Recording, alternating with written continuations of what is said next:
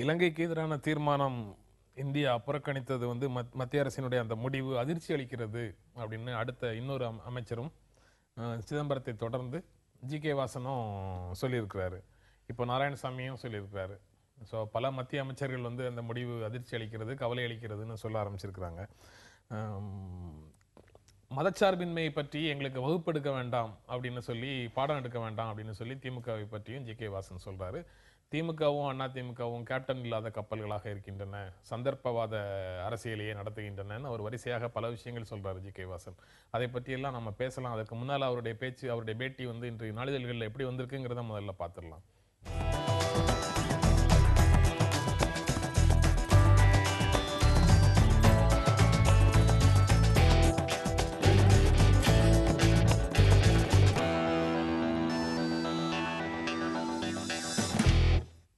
இலங்கைக்கு எதிரான தீர்மானத்தை இந்தியா புறக்கணித்தது அதிர்ச்சி அளிக்கிறது, கவலை அளிக்கிறதுன்னு வரிசையாக மத்திய அமைச்சர்கள் சொல்றாங்க. அமைச்சரவைக்கு தெரியாமல் அல்லது தமிழ்நாட்டைச் சேர்ந்த காங்கிரஸ் கட்சி தலைவர்களுக்கு தெரியாமல் மத்திய அரசு அப்படி ஒரு முடிவெடுத்தது அப்படிங்கிற பொருள் வரும்படி அவர்களுடைய ஸ்டேட்மெண்ட்ஸ் இருக்கு. நீங்க எப்படி பாக்குறீங்க? இல்லை, இந்த மாதிரி தமிழ்நாட்டு காங்கிரஸ் தலைவர்களுக்கு தெரியாமல் மத்திய அரசு முடிவெடுப்பதும் காங்கிரஸ் தலைமை முடிவெடுக்கிறதுங்கிறது இன்னைக்கு நேரத்தில் இது ரெகுலர் நிறைய நடந்துட்டு இருக்கு. சமீபத்தில் கூட பார்த்தீங்கன்னா நம்முடைய தமிழ்நாடு காங்கிரஸ் தலைவர் ஞானசேகரன் சொல்லியிருக்கார், கூட்டணி பட்சி திமுக கூட பேசுகிறாங்க, ஆனால் பேசுகிற விஷயத்தை எங்களுக்கு சொல்கிறதே இல்லை. அவர் பாட்டுக்கு வராரு, குலாம் நபி ஆசாத் திமுக தலைவர் பார்க்குறாரு போகிறார் அப்படிங்கிறது. ஸோ தமிழ்நாட்டு காங்கிரஸை பொறுத்த வரைக்கும் நான் என்ன நினைக்கிறேன்னா, மத்திய காங்கிரஸ் அவங்க ஹை கமாண்டுன்னு சொல்கிறவங்க தமிழ்நாடு காங்கிரஸ் கட்சியை பற்றியோ இவர்களுடைய ஒப்பீனியன் பற்றியோ இவங்க என்ன சொல்கிறாங்க பற்றியோ கொஞ்சம் கூட அவங்களுக்கு அக்கறை கிடையாது. இதை பற்றி அவங்க கேர் பண்ணுறதும் இல்லை. அதனால் இப்போ இவங்க சொல்கிற ஸ்டேட்மெண்ட்டை பற்றி அவங்க யாரும் இப்போ அக்கறை எடுத்துக்க போகிறதில்ல. திரு மனோகர் பாட்ஷா, ஒரு லைட்டர் வெயினில் ஒரு கேள்வி. திமுகவும் அதிமுகவும் கேப்டன் இல்லாத கப்பல்கள் அப்படின்னு ஜி.கே. வாசன் சொல்கிறாரு. விஜயகாந்தோட கூட்டணி இல்லை அப்படிங்கிறதுக்காக சொல்கிறாரா? அந்த அதாவது வாசனை பொறுத்தவரை அவர் சொல்லியிருக்கின்ற கருத்து உண்மையான கருத்து. ஏனென்று சொன்னால், இதுவரை நடந்திருக்கின்ற நாடாளுமன்ற தேர்தல் என்பது அடுத்து மத்தியிலே யார் ஆட்சி அமைக்கப் போகிறார்கள் என்பதை அடிப்படையாக கொண்டுதான் இதுவரை தேர்தல் நடந்திருக்கின்றன. 1977ஆம் ஆண்டு நாடாளுமன்ற தேர்தல் நடந்த பொழுது காங்கிரஸ் கட்சியும் அதிமுகவும் மறைந்த புரட்சித் தலைவர் எம்ஜிஆரோடு கூட்டணி வைத்து தேர்தலை சந்தித்தோம். அன்றைக்கு நெருக்கடி நிலையிலே மத்தியில் இருக்கின்ற அன்னை இந்திரா காந்தி அவர்கள் கொடுமைப்படுத்தினார் என்ற குற்றச்சாட்டை சொல்லி ஜனதா கட்சியோடு கலைஞர் அவர்கள் கூட்டு வைத்தார். அந்த தேர்தலிலே தமிழகத்தில் இருக்கின்ற 39 தொகுதியில் 38 தொகுதிகளில் வெற்றி பெற்று ஆசைக்கு ஒரு ஆசைத்தம் என்று சொல்லக்கூடிய அளவுக்கு ஒரே ஒரு தொகுதியிலே தான் திராவிட முன்னேற்ற கழகம் வெற்றி பெற்றது. தொடர்ந்து எல்லா தேர்தல்களையும் பார்ப்பீர்கள். ஏன்னால் 1980 நேருவின் மகளே வருக நிலையான ஆட்சி தருக என்று டாக்டர் கலைஞர் கோஷம் வைத்தார். அதற்கு பிறகு 2004 தேர்தலிலே எங்கள் கூட்டணி வெற்றி பெற்றால் அன்னை சோனியா காந்தி தான் பாரத பிரதமர் என்று அறிவித்து அதன் மூலமாக வெற்றி பெற்றோம். நடுவுல உண்டான 96 நீங்க விட்டுட்டு போறீங்களோ? நடுவுல உண்டான 96 வந்து தமாக தலைமையிலே நாங்கள் தனி கட்சி ஆரம்பித்தோம். அந்த தேர்தலில் திராவிட முன்னேற்ற கழகமும் தமாகவும் மத்தியில எங்களுக்கு இவர் தான் பிரதமராக வேட்டி கட்டிய 2 தமிழர்கள் தான் பிரதமரை தீர்மானிப்பார்கள் என்று சொல்லித்தான் தமிழகத்திலே தேர்தலை சந்தித்தோம். இப்பவும் அதே தானே சொல்றாங்க, வேட்டி கட்டிய தமிழர் தீர்மானிப்பார். அதே மாதிரி தான் 2 வேட்டி கட்டிய தமிழர்கள் தீர்மானித்தார்கள். ஆனால் இன்றைக்கு இருக்கின்ற சூழ்நிலை என்னவென்று சொன்னால், திராவிட முன்னேற்ற கழகம் அவருடைய பொதுக்குழுவை கூட்டி காங்கிரஸ் பாஜக அல்லாத ஆட்சி அமைப்போம் என்று சொன்னார்கள். அதற்கு பின்னால் சிந்தாதிரிப்பேட்டை பொதுக்கூட்டத்திலே மதசார்பற்ற ஆட்சி வருவதற்காக காங்கிரஸ் பொது மன்னிப்பு கேட்டால் ஆதரிக்க தயார் என்று சொன்னார். அவராகவே கூட்டணி விட்டு வெளியே போய்விட்டு இப்பொழுது திடீரென்று மதசார்பற்ற ஆட்சி அமைவதற்காக காங்கிரஸ் பொது மன்னிப்பு கேட்டால் ஆதரிக்க தயார் என்று அறிவித்திருக்கிறார். அதே நேரத்தில் அம்மையார் ஜெயலலிதா ஆரம்பத்திலே அடுத்த பிரதமர் தான் என்ற அளவிற்கு அதிமுகவினர் எல்லாம் பிரச்சாரம் செய்தார்கள். ஆனால் இன்றைக்கு ஜெயலலிதாவுடைய பேச்சு என்பது அதிமுக அங்கம் வைக்கின்ற ஆட்சி என்றுதான் பேசுகிறாரே தவிர அவர் பிரதமராக வரப்போவதாக அறிவிக்கவில்லை. நீங்க திராவிட முன்னேற்ற கழகமும் அதிமுகவும் கேப்டன் இல்லாத கப்பல்களாக ஒரே ஒரு விஷயம் சொல்றேன். தமிழ் 2014 பாராளுமன்ற தேர்தல் தமிழ்நாடு அப்படிங்கிற ஒரு கடல்னு ஒன்று இருந்தா 40 தொகுதியில் நாங்கள் நிற்கிறோம், நாளை நமதே 40 நமதேன்னு சொல்லி அதிமுக ஜெயலலிதா அப்படிங்கிறவங்களை கேப்டனை வச்சுட்டு அந்த கப்பல் பயணம் செய்ய ஆரம்பிச்சு கிட்டத்தட்ட 1 மாதம் ஆச்சு. 35 இடங்களை நாங்கள் நிற்க போறோம்னு சொல்லி திமுக ஸ்டாலின் அப்படிங்கிற கேப்டனோட வச்சு திமுக கப்பலும் பயணம் செய்ய ஆரம்பிச்சிருச்சு. ஆனா இன்னைக்கு வரைக்கும் தனித்து விடப்பட்டோம், தனித்திருக்கிறோம் அப்படின்னு அவங்களே ஸ்டேட்மெண்ட் கொடுத்துக்கிட்டு நாங்க தனியா இருக்கோம்னு சொல்லி தரை தட்டி கரையில நின்று இருக்கிற கப்பல் தான் காங்கிரஸ் கப்பல். அதுக்கு தான் கேப்டனையும் காணோம், ஒருத்தரையும் காணோம். 15 பேர். நீங்க தேர்தல் வந்து தமிழ்நாட்டுல ஜெயலலிதாவா கருணாநிதியா நடக்கல. இந்தியாவை ஆள போறது யார் என்பது தான் தேர்தல். நீங்க யார் ஆள போறாங்கன்னு சொல்லுங்க. நீங்க எந்த அணியில இருக்க போறீங்க அதிமுக அறிவிங்க. திராவிட முன்னேற்ற கழகம் இப்ப திடீர்னு ஒரு அறிவிப்பு வருது இல்ல. நீங்க சொல்றது காங்கிரஸ் கட்சியினுடைய அதிகாரப்பூர்வமான நிலைப்பாட்டுக்கு மாறாக இருக்கு. யாரு பிரதமராகணும் அப்படிங்கறத சொல்ல வேண்டிய அவசியம் இந்திய அரசமைப்பு சட்டத்தின்படி இல்லை அப்படிங்கிறது காங்கிரஸ் கட்சியினுடைய அதிகாரப்பூர்வமான சார். ஆனா வந்து எதுக்காக காங்கிரஸ் கட்சி சொல்லாது திமுகவும் அதிமுகவும் சொல்லலாம்? காங்கிரஸ் கட்சியை பொறுத்தவரை இந்தியா முழுவதும் இருக்கின்ற ஒரே கட்சி காங்கிரஸ் கட்சி மட்டும்தான். எல்லா மாநிலங்களிலும் பெரும்பான்மையான மாநிலங்களில் தமிழக இந்தியாவில் ஆளக்கூடிய கட்சியாக காங்கிரஸ் இருக்கிறது. எனவே காங்கிரஸ் கட்சி வெற்றி பெற்றால் நாடாளுமன்ற உறுப்பினர்கள் கூடி யார் எங்களுடைய பிரதமர் என்பதை தேர்வு செய்வார்கள். ஆனால் இந்தியா முழுவதும் திராவிட முன்னேற்ற கழகமும் இல்லை, அதிமுகவும் இல்லை. மிஞ்சி மிஞ்சி போனால் பாண்டிச்சேரியோடு சேர்த்து 40 தொகுதிகள் தான்.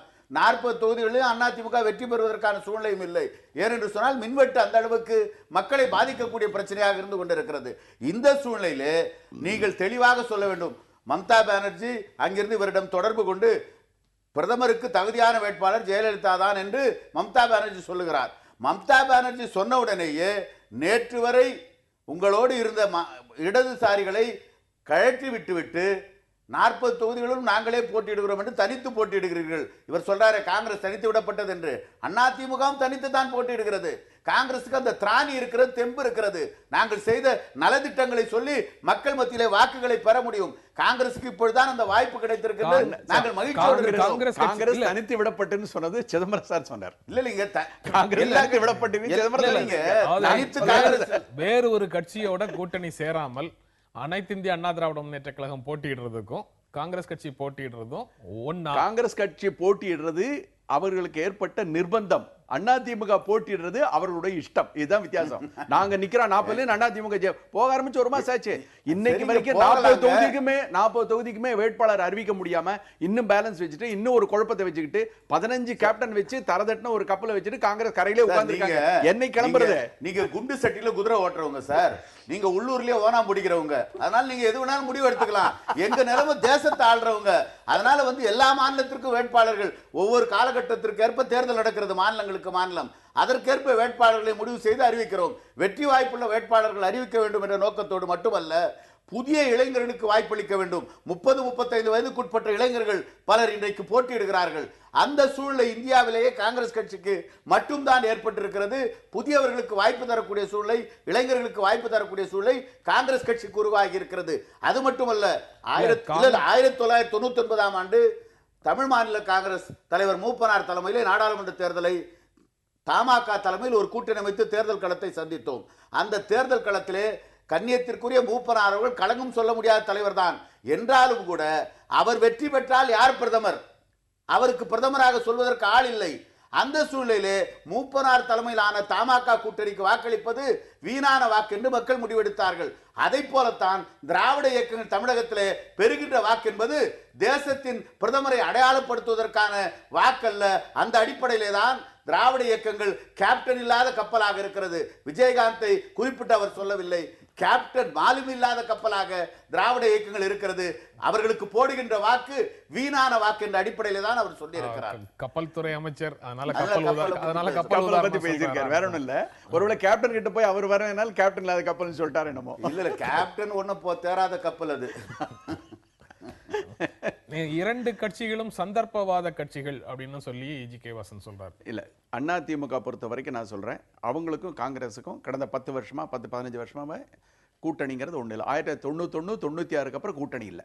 ஆனா அவங்க சந்தர்ப்பவாத கட்டணின்னு முழுமையா சொல்றது, நம்பிக்கை துரோகம் சொல்றது, கடைசியில கழட்டி விட்டுட்டு போறதா இவங்க வாடிக்கைன்னு சொல்றது எல்லாமே காங்கிரஸ்னுடைய மொத்த குற்றச்சாட்டு. இன்னைக்கு தமிழ்நாடு இருக்கிற காங்கிரஸ் எல்லாரும் சொல்றது திமுக தான் சொல்றாங்க. இருந்த வரைக்கும் எங்களோட இருந்து சுகத்தை அனுபவிச்சுட்டு கடைசியில இவங்க கழட்டி விட்டு போயிடுவாங்க, எங்களை இது பண்ணிடுவாங்க அப்படிங்கிறது அவங்களுடைய குற்றச்சாட்டு. இதுதான் நியாயமான அரசியல் சந்தர்ப்பத்தை. அதிமுக காங்கிரஸ்க்கு எந்த விதமான ஒரு இது அதுக்கு சம்பந்தமே இல்லை. அவர்கள் சொல்வது முழுக்க திமுக பற்றி மட்டும்தான் சொல்றாங்க. அதுக்கு திமுக பற்றி சொல்லலாமா? ஒரு சின்ன விஷயம், முந்தானே சிந்தாதிரிப்பேட்டையில் பேசினதை பற்றி சார் சொன்னாங்க.